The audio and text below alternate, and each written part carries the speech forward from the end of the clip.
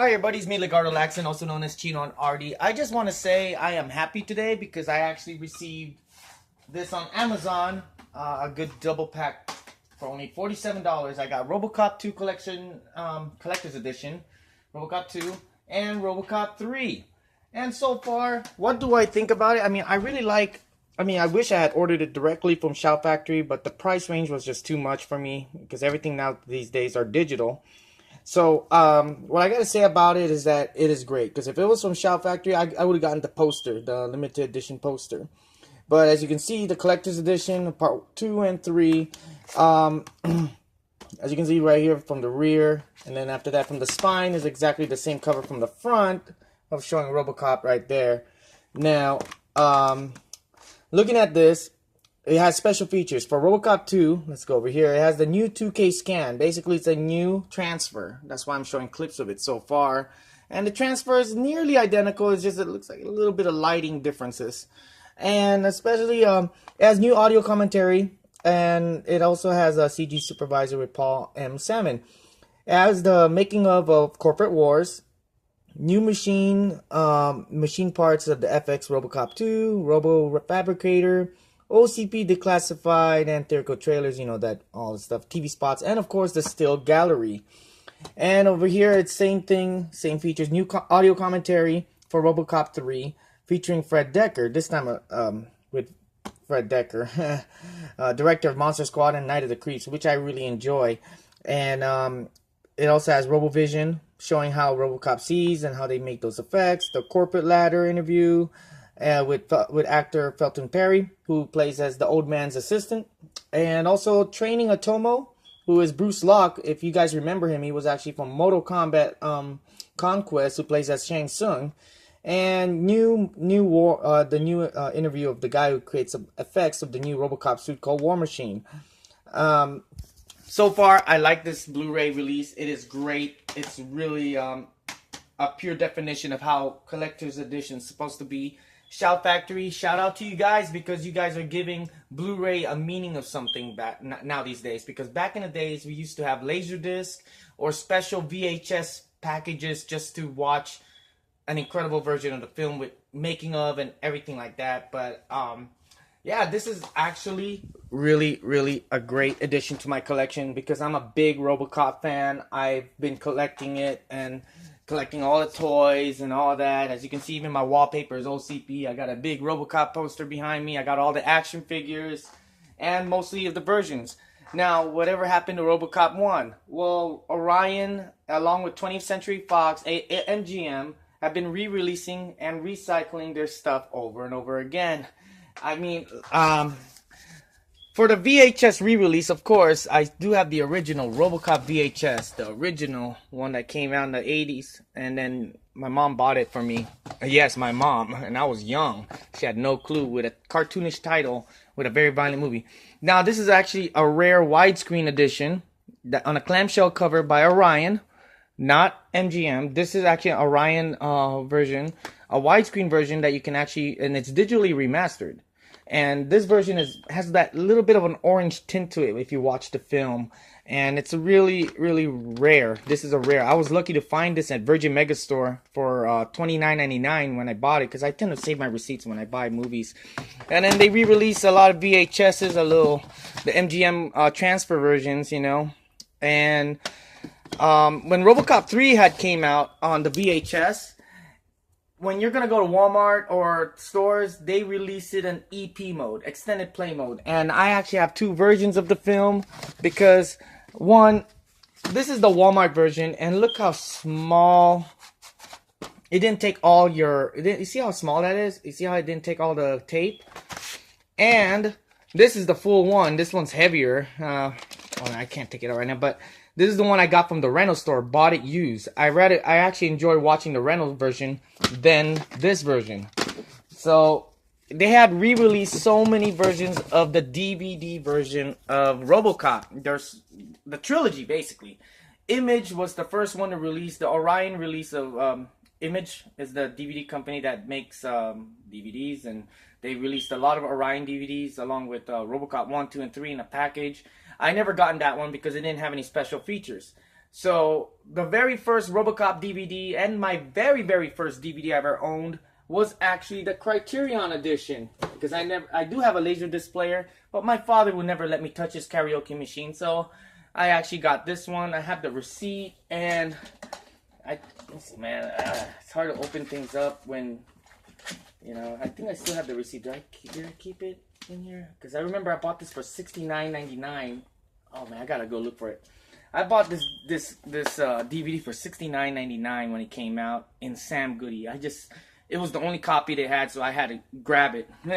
So after they released that version, then they start releasing the trilogies, just a regular MGM release. The 5.1 mix didn't sound right on that version. It was the regular. Where is it? I got many versions of this film, but yeah, so many of them. Like right here, let me see. There's so many. When they released that version, it was a bad copy. I gotta say, it was not as good. Yo, yeah, this is it. When MGM decided to release their standalone DVD, this one is the trilogy set, and it has all 3 films, and it was just really depressing. It was just the film and some trailers, not all of the trailers. It was just bad. Then they came out with this one. Yes, they came out with this one. This one was actually the first time they actually have new commentary and everything like that. And I remember I bought this at Best Buy for $19.99, because over here in California, when they release Blu-rays and DVDs, they release them on a Tuesday. So Wednesday or a Tuesday, I recall. And look at this. This is well packaged. Robocop 1 is the one that has all the features, and it's the uncut version. Not like the other trilogy I showed you, only had the regular theatrical cut. But this is the uncut version, and you got your R and PG-13 version of Robocop 2 and 3. But it has no features at all. People have been waiting and waiting. It took about a decade for them to finally make a collector's edition. And they've been re-releasing it again. 20th Century Fox decided to re-release it. Here we go. Oh, well, this is the Icon edition. I do have the other versions. There we go. Okay. This is a DVD version. This is the 20th Century Fox release. A new transfer and everything, and new making of. And this is the Icon release. It's basically the same thing. What you see up here is just that it's not the metallic case that it's supposed to come in. But what you get is exactly what you get on the metallic version. Everything's exactly the same. The difference is that the plastic clam shell cover is not. It only came with this picture as a extra lobby card bonus. It's a collector's edition. And then when the Blu-ray came out, they came out with a standalone Blu-ray. But I decided to buy the Blu-ray and DVD because HD DVD around that time was being released. And all you get is the feature film, uncut. And then you do get the DVD version. But it's just the theatrical cut. So at least, I mean, look, I'm getting so many different versions here. Now they came out with another release, trilogy release. Now you got Robocop 1, 2, and 3, but no special features at all. But I like the packaging. You get all 3 films. Then later on, they came out with another trilogy pack that releases the same 2 and 3, but with a new. That's why I bought this one by itself, Robocop Unrated Director's Cut Edition, which is the same film as those Criterions and all that. Now, to mention about Criterion, the difference is the sound mix is different compared to the 5.1 surround sound. So when you hear the sound from those 3 different versions, the Criterion, the MGM release, and the 20th Century Fox release, when you hear Murphy getting shot down, you'll notice the sound mixing was completely different. But this is kind of really, I mean, it is, I like the cover. It's really decent. If you don't like the cover, because I gotta say, the original cover is right behind the sleeves. All you have to do is just flip it around, and then you can maintain its original retro look. I believe the spine is the same way, too. When you look at that sleeve, yes, it is. So, Shout Factory did a great job on making these Blu-ray releases, showing what collector's edition is supposed to mean. But coming soon, Robodoc is coming out with a new all interview from 1, 2, and 3 so far from their Kickstarter trailer. They don't even have Peter Weller yet, but it has everybody else. I mean, it got me thinking about the two prostitutes that Bob Morton had. Hey, they have one of them too as the interview too. That's like the key feature supposedly. But yeah, I gotta say right here, this picture, I remember this. That picture of Robocop kind of looked like the toy from Hot Toys. But yeah. But my review for giving this collector's edition, Robocop 2 and 3, it cost me $47 to get both of them on Amazon. I wish I had enough, I had the patience to go buy the Shout Factory edition. From the Shout Factory website, so you can actually get posters. But I decided I needed to save some money. So this is actually, I give it a 10 out of 10. It's been a decade. I mean, for the late Irvin Kershner, oh man, we wish you were in the audio commentary. The man who directed Empire Strikes Back. And finally, I already knew there's like a key feature about like Robocop 2 is supposed to be falling in love with a computer, corporate wars. Well, I already knew that years ago because that's why they had Robocop the series. But they actually explain more what the original concept of corporate war is supposed to be. But Robocop 3, Fred Decker blames himself of how the film turned out to be. No, I can't blame him on that. After the film is released, look, that's a very controversial script. You have corporate people kicking people out of their house, for the riches. Making them poor for the riches. It's kind of weird. It's quite ahead of its time.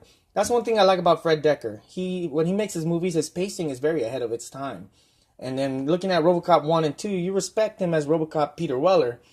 But the only difference is that when I look at Robocop 3, Robert John Burke did the movements great. But his voice was over the top when you hear him, "You call for backup."